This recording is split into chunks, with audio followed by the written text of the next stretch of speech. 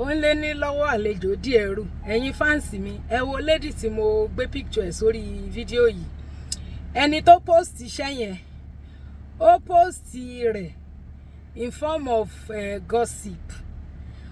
Ó wá pretend bí pé òun empathize pẹ̀lú ẹni. Wọ́n lọ́mọbìnrin yẹn kú níbi tó ti ń labour. Ó die during childbirth. So ẹni tó post iṣẹ́ yẹn wá ní this lady pé ó pai during when she was trying to give birth for a married man. Ṣó ti yé yín bẹ́ẹ̀ yẹn. Ó pai nítorí pé ó fẹ́ ó ń rọbí, ó wá kú sórí ìrọbí yẹn. Must you include the fact that èèyàn tó fẹ́ bímọ fún yẹn married ni? That's number one. Àwọn kan wá lọ sí àwọn followers ẹ̀ wá lọ sí comment section. Wọ́n wá ní bóyá ìyàwó ẹni yẹn ló cry to God. Ẹ wo bẹ́ẹ̀ ṣe ń ronú. So nísìn torí wípé èèyàn tó bímọ fún tó fẹ́ bímọ fún ó ti níyàwó rí nísìn. Ìyàwó yẹn wá cry to God. God wá pa eléyìí during childbirth. Ṣé ẹ rò pé Ọlọ́run dàbí ẹ̀yin ni? Ẹ rò pé Ọlọ́run dàbí ènìyàn? So gbogbo àwọn tán ti kú during childbirth torí wípé ẹni tán fẹ́ bímọ fún yẹn ó ti níyàwó rí ló jẹ́ kán kú during tó bá jẹ́ ìyálé ló kú during childbirth ta ló wá cry to God? Ẹ rò pé Ọlọ́run gọ̀? Tó bá jẹ́ pé ènìyàn ń ronú bọ́lọ́run ṣe ń ronú, gbogbo àwọn tán jí àwọn èèyàn gbé tán kọ́ọ̀sì àwọn èèyàn ní pain kí lẹ tán fi ń sùn tán tún fi ń jí lọ́jọ́ kejì. Gbogbo àwọn tán ń ṣiṣẹ́ ẹbí wá ìtọ́lọ́run tún fi ń preserve wọn.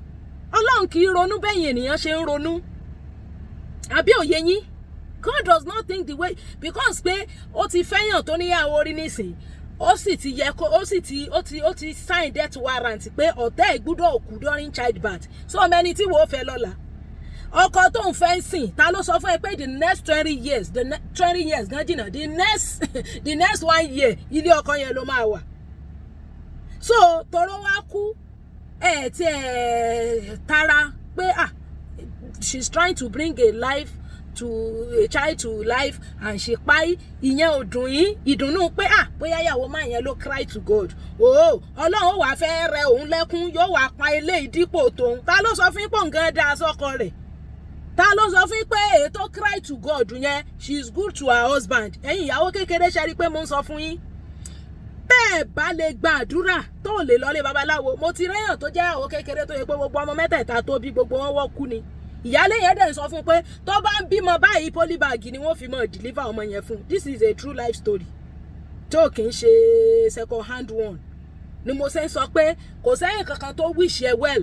Tó bá ti mọ̀ pé ò lè pray, ò lè lọ lé babaláwo, ò lè ṣoògùn. Má lọ ṣe ìyàwó kékeré lẹ́niwẹ̀ o. Torí bí kò sùn kó má jí mọ́, bí kò rọbí kò kú sórí ìrọbí òun ni. So nísìn irú eléyìí tó kọ pé maybe the man's wife cry to God yìí ó túmọ̀ sí pé tó bá jóun ni àdúrà kẹ́ni yẹn kú sórí ìrọbí ló máa pray. Tẹ́lẹ̀ bá wá kú sórí ìrọbí sọ́kọ yẹn ò ní fẹ́ yàn mí replace yẹ. Torí Ọlọ́run ló mọ bọ́pọ̀lọpọ̀ yín ṣe ń ronú. Àbẹ̀rò wípé bóyá ọkùnrin tó ti fẹ́yàwó ẹ rò pé ìyàwó kékeré tó fẹ́ yẹn ò ní problem yín. The ìyàwó kékeré is not your problem. Then complications tó ní tó fi kú it might not even be attached to anything that has to do with the man. It could be a complication. Ẹlòmíì náà wà tí olórogún tó náà ń kú during childbirth. Ọlọ́run jẹ́ àríru ẹ̀. Ṣùgbọ́n kẹ́ṣì mọ́ ní mentality pé somebody cry to God. So Ọlọ́run wá fẹ́ rẹ̀ yẹn lẹ́kún. Ọlọ́run ó wá pa eléyìí fún because eléyìí tọ́lọ́run pa fún yẹn kì í sọ Ọlọ́run ló dé léyìí náà. Irú mentality wo nìyẹn?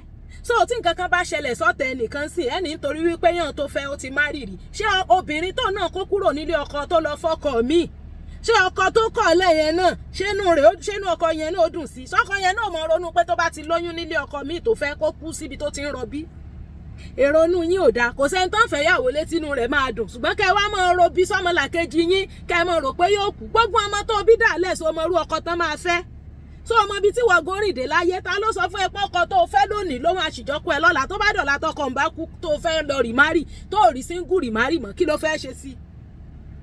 Tàbáwọn ọmọ tó bí o tí ì mọ ibi tí wọ́n rìn dé o tí ì mọ irú ọkọ tán máa fẹ́ tó wá ń wíṣì ọmọlàkejì ẹ kó kú during childbirth téèyàn kú níbi tó ti ń bímọ tẹ́ wá ní Ọlọ́run mú bóyá ìyàwó ẹni tó bímọ fún how sure are you gan pẹ́ni tó fẹ́ bímọ yẹn fún ẹni yẹn married ni mo ṣe sọ fún yín pé ó ń lé ní lọ́wọ́ àlejò díẹ̀ rú àtẹni tó post kinní yẹn kò post ẹ̀ nítorí pé ó wà empathetic pọ́mọbìnrin yẹn kú because tó bá yẹ pé ó wà empathetic ni kò ní ìdí kó include rẹ̀ pé she want to give birth for a married man. àbí òye yín ẹni tó bá ti níyàwó rí tó bá fẹ́ fẹ́yàwó mi ó máa fẹ́ ẹ má wulẹ̀ kú ẹ má forí sọlẹ̀ bẹ́ẹ̀ ni tí nǹkan bá dẹ̀ ṣẹlẹ̀ kò ń ṣe nítorí wípé ó fẹ́yàwó ó fẹ́ yàn léyàn ló ṣe ṣẹlẹ̀ bí ìyáálé náà bá kúrò náà kù bí ìyàwó náà bá kúrò náà kù tó ti yé yín ẹ má wulẹ̀ mọ́ sọ wípé bóyá ẹnìkan Ọlọ́run ló mọ̀ mọ́ pa torí wípé nìkan cry to God Ọlọ́run ó wàá pẹ́ nìkan gbogbo ìbànújẹ́ tí wọn náà ti kọ́ sí ẹlòmíì Ọlọ́run yìí ṣe é pàwọ́ náà Ọlọ́run ò kí ń ronú bẹ́yìn ṣe ń ronú that is the message. God does not think the way you think. Ẹ má torí pé bóyá inú yín bàjẹ́ séyàn kan aburú ò wá ṣẹlẹ̀ sẹ́ni kódà kéèyàn ò dìídì ṣẹ̀yàn gan yes àìmọye tán ti ṣẹ̀yàn nú ìrìn àjò ayé tán ti betray èèyàn unfortunately bad thing might not happen to them bad thing lè má happen ṣẹ́ni tó wùwà burúkú sí ẹ the only thing kan ni pé God will take you to a level in life such that ẹni yẹn lè má ní access sí ẹ mọ́ bíi ti tẹ́lẹ̀ ìyẹn lè máa dùn lápá kan ṣùgbọ́n kò fi pé yóò wá forí sọlẹ̀ ara rẹ̀ ó wà wú ẹnu ọmọ wa dùn wọ́n máa wọ́ kiri wọ́n wà fẹ́ mọ́ bẹ̀ ọ́ it might not happen till thy kingdom come so ẹ lọ cleanse ọkàn yín ẹ lọ free heart yín ẹ má rò pé tẹ́ bá ń hùwà burúkú sọ́kọ àbẹ́ ń hùwà burúkú síyàwó ìyàwó yẹn á wá fọkọ mi aburú ò wá ṣe ń bẹ̀ aburú ò lè ṣe gbogbo tẹ́yìn imagine yẹn ò lè ṣẹlẹ̀ tàbí tó wáyé pé wá hùwà burúkú tọ́kọ ẹ̀ wá fẹ́ yàwó á wá fẹ́ bímọ á wá kú sórí ọmọ bíbí gbogbo tẹ́ ń rò yẹn is very far away only my ways are not your ways my thoughts are not your thoughts èrò bí ọkàn tẹ̀yìn yẹn kọ́ lọ́lọ́run rò ìrònú Ọlọ́run ó wà òkè ju gbogbo rubbish tẹ̀yìn kó sọ́kàn yẹn lọ wọ́n lè yàn kú ìhà ní kinní kan Ọlọ́run ló mú orí ìyálé ló mú tó fi kú ta ló sọ pé ìyálé náà lè kú tó bá ń rọbí ta ni ò lè kú àbí kí Ọlọ́run kó protect èèyàn kí Ọlọ́run kó jẹ́ ká bí wẹ́rẹ́ ká gbóhùn yá ká gbọ́ tọmọ so nísìnyí tó ti kú inú ìyálé wa mọ́ wá dùn àbí kò sí everlasting joy nínú anything in this life inú Jésù nìkan ni everlasting joy wà the fact pé wọ́n nìkan lọ́kọ ẹ fẹ́ it doesn't mean that you are going to have joy or happiness or peace with him àbí òye ẹbẹ yẹn tó o bá ní ayọ̀ nínú Ọlọ́run ibẹ̀ ni permanent ayọ̀ wà you cannot have joy in human being ẹni tó ń rí bí source of joy ó lè fò sánlẹ̀ kó kú irú ọmọ tó kú yìí nísìn joy ló náà máa jẹ́ sáwọn kan humanity first it doesn't matter this is somebody ó fẹ́ bímọ ó kú we are pained we are sorrowed even téèyàn bá wà gan nínú ayé yìí téèyàn ṣẹ̀yàn kì í ṣe pé bí kẹwàá rokú sẹ́ni yẹn that is the angle so ẹ má máa fi ìpè bí yẹn torí inú yín ò dùn sẹ́nìkan aburú ọ̀wà sẹ́ni kò sí ní tó máa ṣẹlẹ̀ sẹ́nibọ́dì èyí tó dẹ̀ ṣẹlẹ̀ it could be the act of God ó lè jẹ́ pé ó tiẹ̀ lè má wà attached to gbogbo òrònú tẹ̀yìn ń rò yẹn àbí òye yín sìn ṣé gbogbo àwọn tó ti kú during childbirth ṣé gbogbo wọn ló jẹ́ pé ìyàwó kékeré náà jẹ́.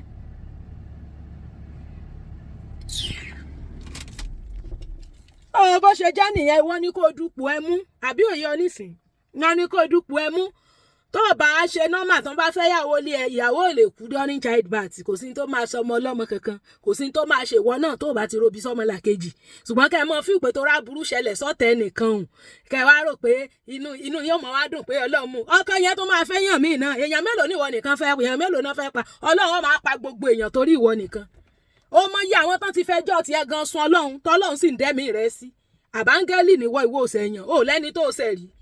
You know how many people that have reported you to God and God keep preserving you.